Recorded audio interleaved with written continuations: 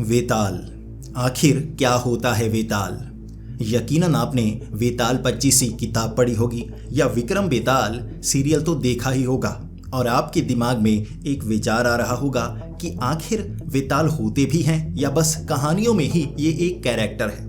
तो आपकी जानकारी के लिए बता दूं, वेताल सच में होते हैं और ये भूत प्रेत की सबसे शक्तिशाली श्रेणी में आते हैं। इनके पास ऐसी शक्ति होती है कि ये इतिहास की जानकारी भी रखते हैं, वर्तमान की जानकारी भी रखते हैं और भविष्य में होने वाली घटनाओं की जानकारी भी रखते हैं। लेकिन इनमें भी एक कमजोरी होती है और वो कमजोरी भी इस वीडियो में मैं आपको बताने वाला हूँ।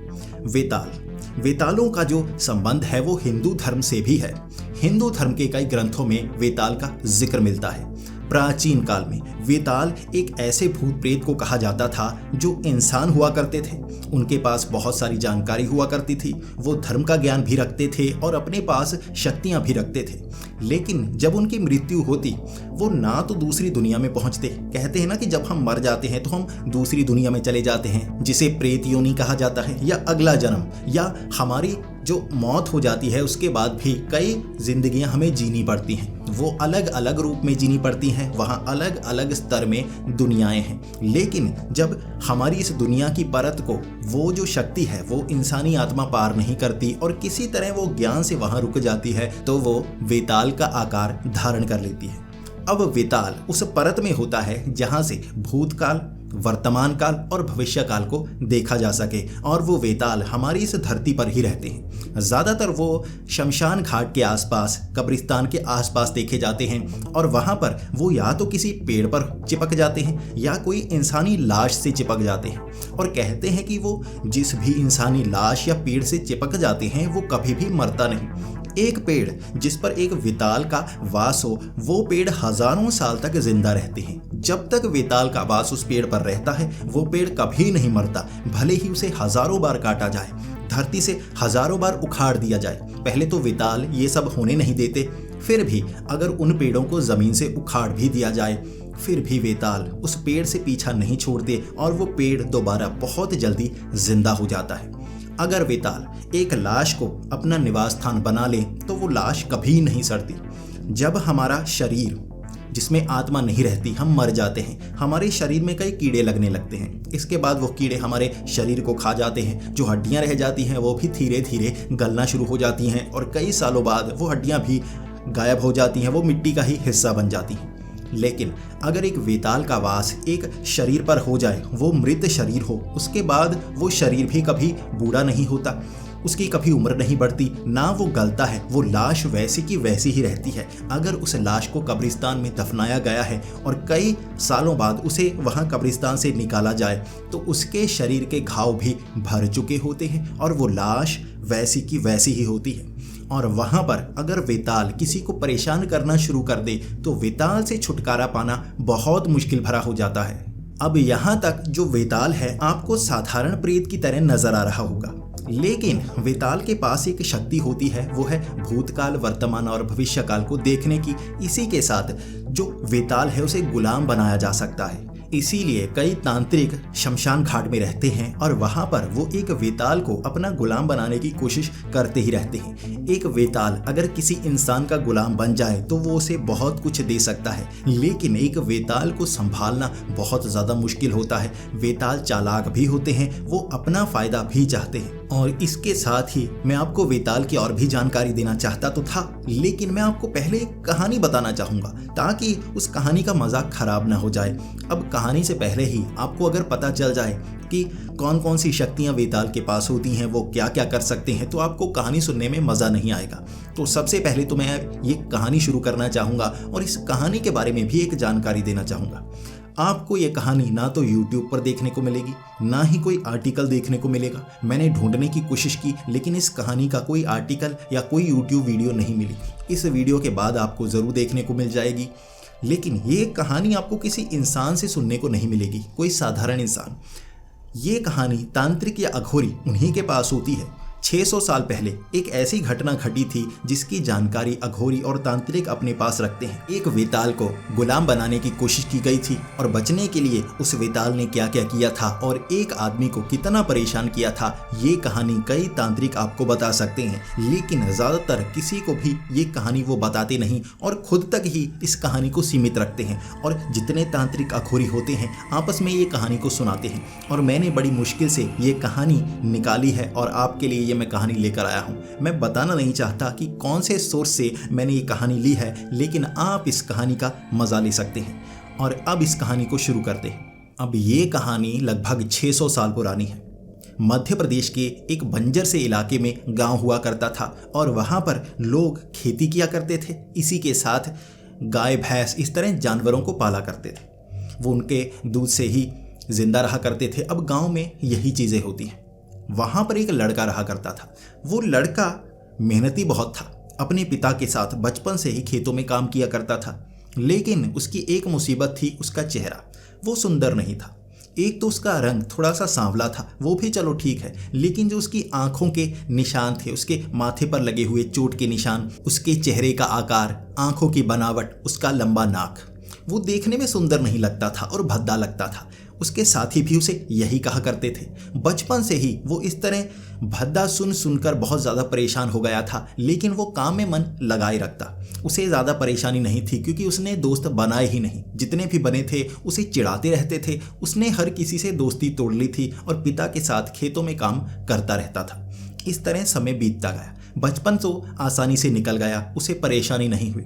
जब उस पर जवानी आई, लगभग 19 से 20 साल रही होगी उसकी उम्र, तब उसे अपने उस गांव की एक लड़की पसंद आ गई थी। ये उस गांव की सबसे सुंदर लड़की थी और उसे वो लड़की बहुत ज़्यादा पसंद थी, लेकिन वो उस लड़की से विवाह नहीं कर सकता था। इसका कारण था वो सुंदर नहीं था। हर कोई उसे चिढ़ाया करता था। वो छिप छिप कर उस लड़की को देखा करता था और जो भी उसके दोस्त थे, जो अब बड़े हो चुके थे, वो भी उसका पीछा किया करते, उसे चिढ़ाया करते। और अब वो छिप कर भी उस लड़की को देख नहीं पा रहा था। उसके कई दोस्तों को पता लग गया था कि छिप छिप कर वो गांव की सबसे सुंदर लड़की को देख रहा है। अब उसका मन था उससे विवाह करने का, लेकिन सुंदरता बीच में आ रही थी और बीच में आ रहे थे उसके दोस्त। अब इसके बाद उसने फिर भी सोचा हुआ था वो काम में मन लगाए रखेगा, वो अपना दिल साफ रखेगा ताकि उस लड़की के सामने कभी न कभी अपने दिल की बात रख पाए। और किस्मत हुई तो वो हाँ कर देगी, किस्मत नहीं हुई तो वो ना कर देगी। वो कोशिश ज़रूर करेगा। इसलिए गांव में हर किसी का वो काम किया करता। अच्छा बनने के लिए मुफ्त में ही लोगों का काम कर दिया करता, सामान लाकर वहाँ दे दिया करता ताकि लोग उसकी अच्छाई करें। लोग सच में उसकी अच्छाई के कायल हो चुके थे कि वो सबकी मदद करता है, लेकिन उसके जो हम उम्र थे वो उसे परेशान किया करते थे कि क्योंकि उनके घर में भी वो जाकर काम किया करता और उनके माता पिता भी उस लड़के की तारीफ किया करते। बस सुंदरता थी जो उसके आड़े आ रही थी। इसके बाद जो उसके दोस्त थे अब उससे तंग आ गए थे क्योंकि वो हर किसी का काम कर रहा था और उन्हें हर कोई गालियां दिया करता, हर कोई उन्हें परेशान किया करता कि ये तो निकम्मे हैं, बस गांव में घूमते रहते हैं, काम वाला लड़का तो वो है। उन्हें बहुत ज़्यादा गुस्सा आ गया। अब वो जानते थे कि वो लड़का उस लड़की को पसंद करता है, इसीलिए जब वो छिपकर उस लड़की को देख रहा था तब उन्होंने उस लड़के को पकड़ा और वहीं पर पीटना शुरू कर दिया। अब उन्होंने पीटते पीटते ये भी कहना शुरू कर दिया कि ये उस लड़की को वहाँ तालाब में नहाते हुए देखता है। ये उन्होंने झूठ बोला था क्योंकि वो उसका ज़्यादा पीछा नहीं किया करता था। गांव में ही जब वो वहाँ खाना बनाया करती तो छिपकर वो देखा करता था, लेकिन उन्होंने गलत इल्ज़ाम लगा दिए थे कि ये नहाते हुए लड़कियों को देखता है और ख़ास तौर पर उस लड़की को देखने के लिए जाता है। ये उसे पसंद करता है, उसे परेशान करने की कोशिश कर रहा है, ये उसे उठाकर इससे विवाह करना चाहता है। अब गांव वालों ने उस लड़के को बहुत पीटा और इसके बाद जब ये बात उस लड़के के पिता को पता चली तो उसके पिता ने भी उसे बहुत ज़्यादा पीटा और वो रोता रोता गांव से बाहर भाग गया। अब वो बहुत ज़्यादा निराश हो गया था। ये निराशा चोट के कारण नहीं थी, सुंदरता के कारण नहीं थी। अब गांव में कोई भी उसे पसंद नहीं करता। उसने जितनी भी मेहनत की थी सब मेहनत पर पानी फिर गया था।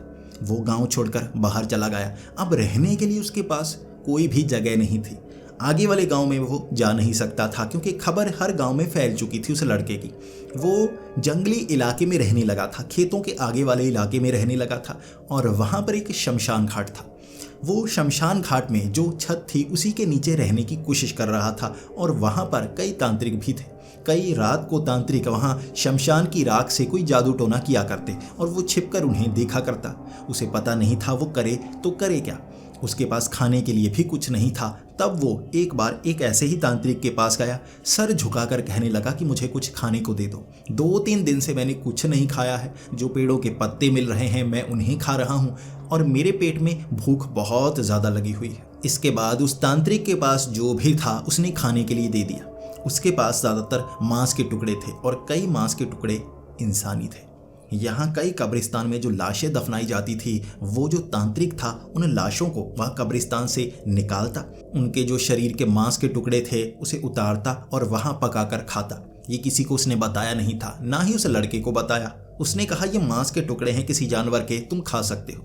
तो उसके पास ज़्यादा थे तो वो लड़का भी खाने लगा। अब उसे वो मांस के टुकड़े स्वाद नहीं लग रहे थे। उसने कभी मांस खाया नहीं था, लेकिन मजबूरी थी। अब मजबूरी में वो इंसानी मांस भी खा रहा था जिसकी जानकारी तक उसे नहीं थी। अब ये पहली रात थी इस तरह से निकली। अब वो जो तांत्रिक था वहाँ पर दूर दूर जाकर सामान लेकर आया करता था, मांगा भी करता था, लोगों की तंत्र विद्या से मदद भी किया करता था और जो भी सामान मिलता वो उसे गांव में ला देता। इसके बाद कई गांव वालों ने उस लड़के को उस शमशान घाट में देखा था और वहाँ उन्होंने उसे पीटने की कोशिश की, लेकिन उस तांत्रिक ने बचा दिया। अब वो तांत्रिक बस आगे आके खड़ा था और गांव वाले जब उस लड़के को पकड़ने की कोशिश कर रहे थे कि यहाँ से भी वो दूर चला जाए, कोई भी उसे हाथ लगा नहीं पाया। तांत्रिक को छूने की हिम्मत किसी में नहीं थी। तांत्रिक ने वो शमशान की राख हाथ में पकड़ी और कहा ये मैं तुम पर फेंकूंगा, सब 1 हफ्ते के अंदर यहीं इसी तरह राख बन जाएंगे। गांव वाले वहां से भाग निकले थे। तब उसे पता चला था शक्ति से लोगों को डराया जा सकता है। अब ऐसी शक्ति तांत्रिक के पास है। भले ही उसने कोई शक्ति दिखाई नहीं थी, लेकिन ताकत जो उसका डर था उसने गांव वालों को भगा दिया। तो उसने सोचा इस तांत्रिक से मैं भी मदद लेता हूँ, मैं इस तांत्रिक जैसा बनने की कोशिश करूंगा। तो उसने तांत्रिक को कहा कि मुझे अपनी शक्तियाँ सिखाइए, मुझे बताइए ये तांत्रिक कैसे बना जाता है। उस तांत्रिक ने कहा तुम तांत्रिक तो बन नहीं सकते, लेकिन मैं तुम्हारी मदद कर सकता हूँ। मेरे पास एक ऐसी शक्ति है जो तुम्हारी मदद कर सकती है, लेकिन जो वो मांगेगी तुम्हें भी देना होगा। तब उसने हाँ कर दी। उसने कहा मैं लगभग मरने वाला हूँ, एक बार मरने की कोशिश भी कर चुका हूँ, गांव में वापस जा नहीं सकता, अब मेरा कुछ होने वाला नहीं, अब मैं क्या करूँ। इसके बाद अब उस तांत्रिक ने वहाँ आगे वाले कब्रिस्तान में एक कब्र खोदी। वहाँ एक लाश थी जो बिल्कुल ऐसा लग रहा था कि नई हो। तब उस तांत्रिक ने कहा था 30 साल पहले, ये 30 साल पहले दफनाया गया था, लेकिन ये शरीर अब तक सड़ा नहीं है, इस पर एक वेताल का साया है।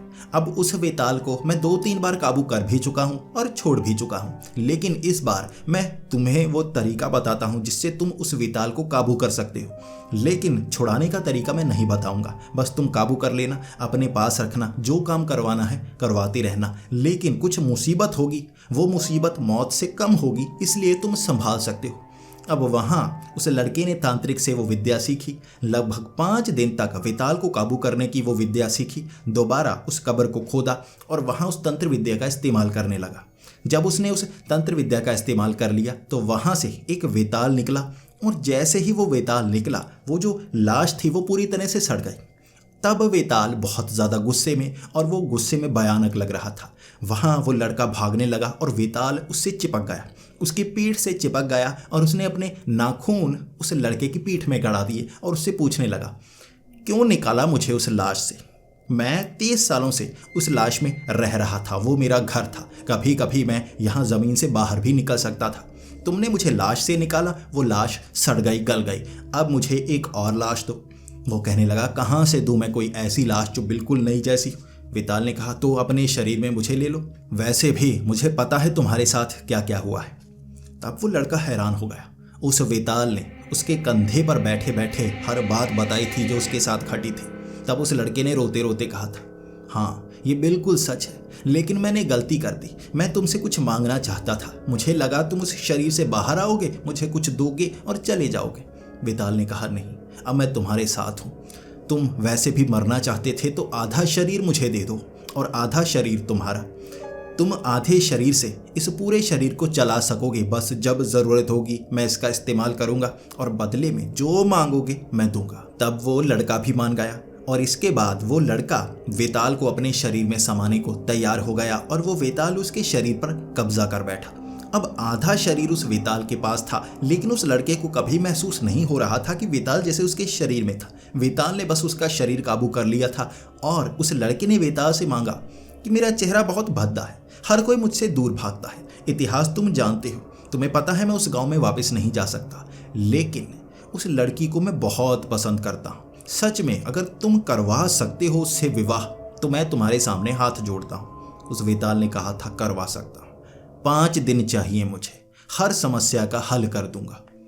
तब वो वेताल के साथ 5 दिन शमशान घाट में ही रहा था और 5 दिनों तक धीरे धीरे उसका चेहरा बदलता गया। उसकी लंबी नाक छोटी हो चुकी थी, उसके नए नक्श अच्छे हो चुके थे, उसके सर में आए सफ़ेद बाल काले हो चुके थे, उसका चेहरा खूबसूरत हो गया था, उसका शरीर सुडौल हो गया था, उसके जैसे मांसपेशियां बन गई थी और बहुत वो सुंदर लगने लगा था।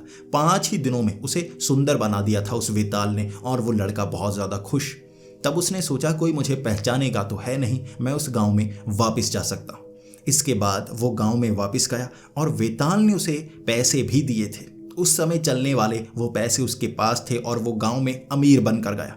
वहाँ उसने एक झोंपड़ा बनवाया, वहाँ लोगों को गांव में काम पर लगवाया, कुछ पीछे वाले खेत खरीद लिए और उस खेतों पर काम करने के लिए लोगों को रख लिया। पैसा उसके पास बहुत था।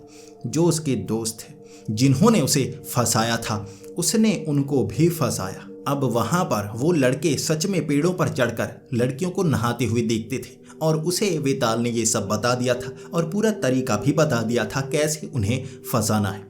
वो गांव वालों के साथ वहां गया, उन लड़कों को पेड़ों पर चढ़े हुए वैसे ही पकड़ लिया और पीट पीट कर हर एक लड़के को गांव से भगा दिया गया।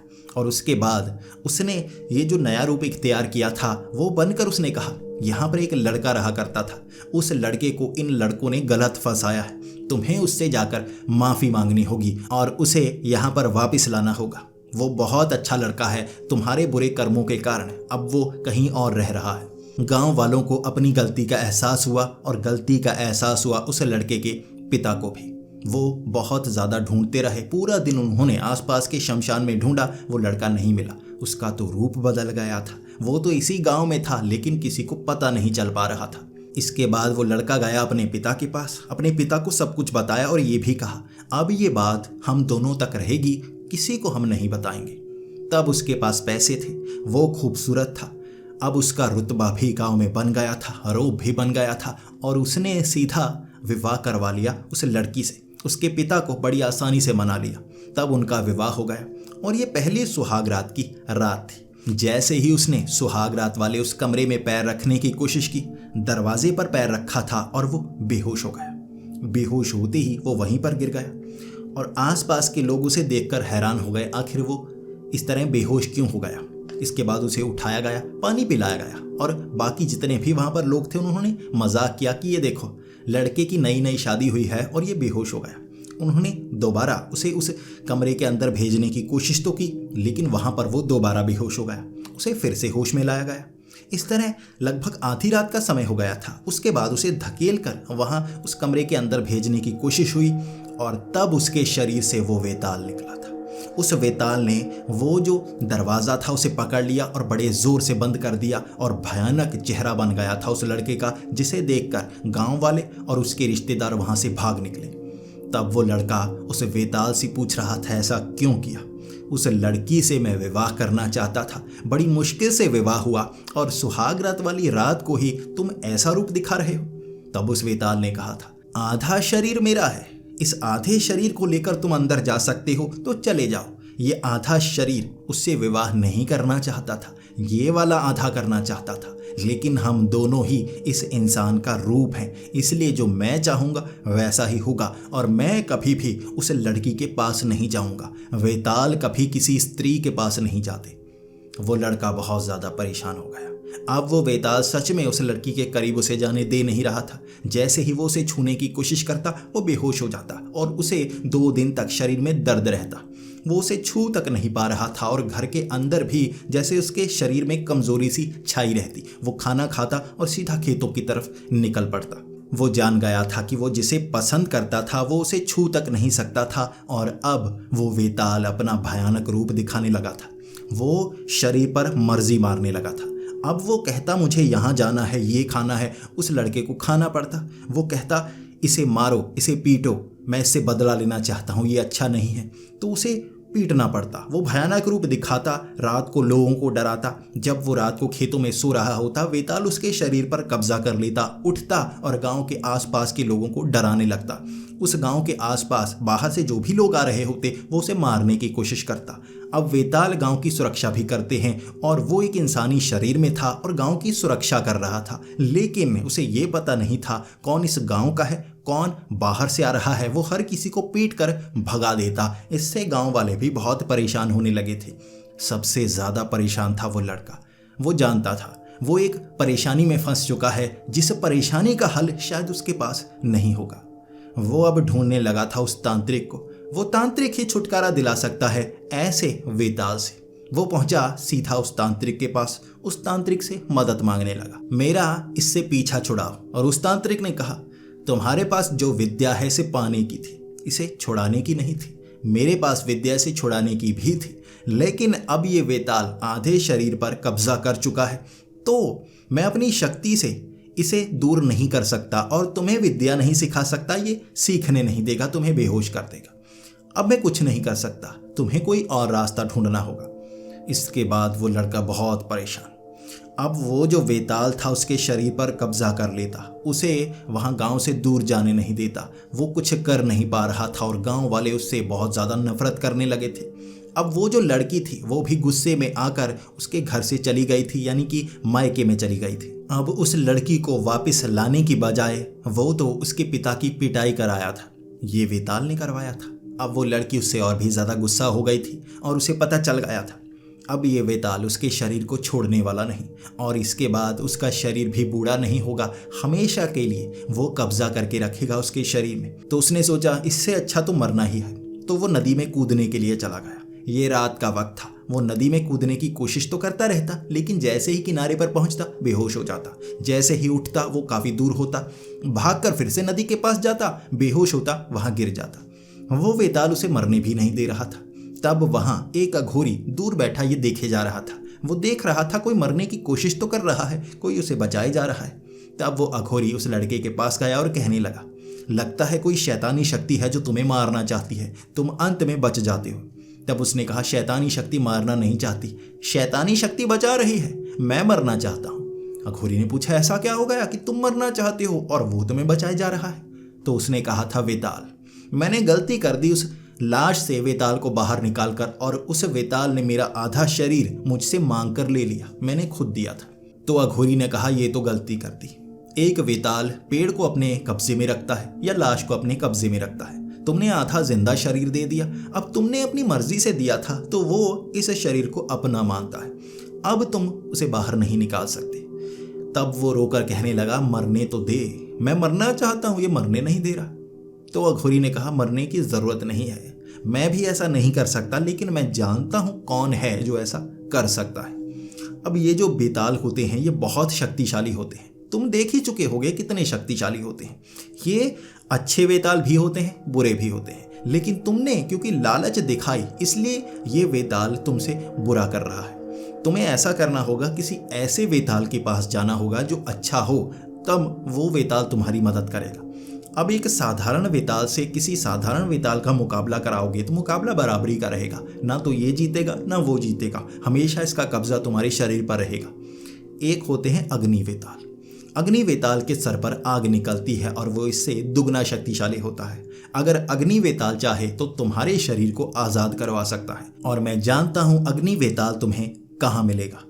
यहाँ से 3 गांव आगे तुम्हें जाना होगा, वहां पर एक बड़ा सा पीपल का पेड़ मिलेगा।